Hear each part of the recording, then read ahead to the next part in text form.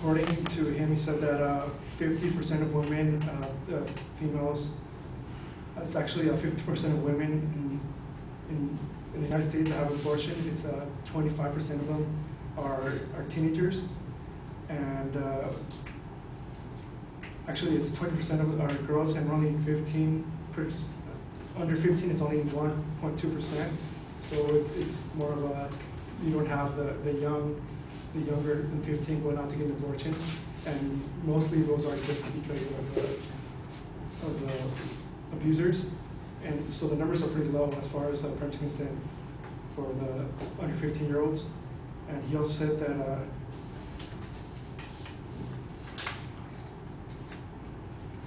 as far as the other 50% of the American minors, they don't have case here. According to the American Psychological Association, over 50% of adolescents consult their parents about contraceptives and the use of abortion decisions. Studies have found that adolescents consult adults and non-parental relatives about their reproductive health anyways.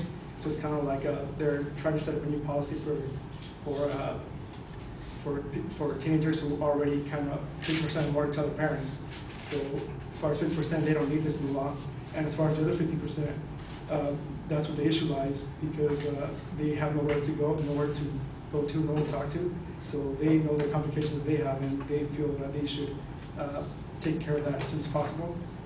And the 6% actually, the parental consent law, they're pretty much going into risk and pursuing harmful alternatives.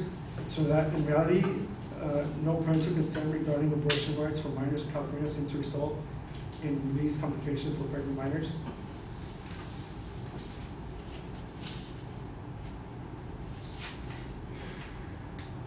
And also according to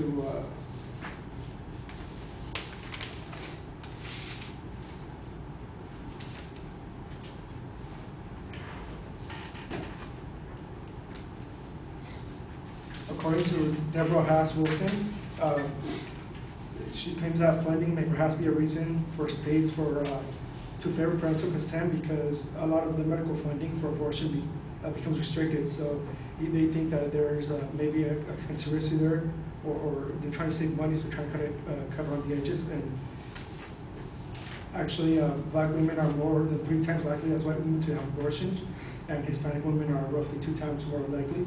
So they're trying to maybe take some of this money and put it in better use or alternate use.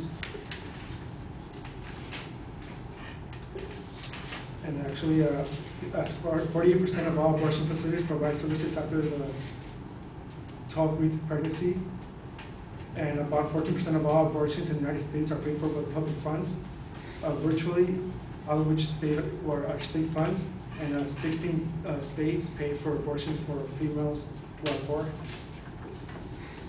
And parental consent abortion for minors and a non-parental consent on abortion for minors, regardless of which regulation, law, or policy is in place, it does not diminish or does not amplify the risk factor.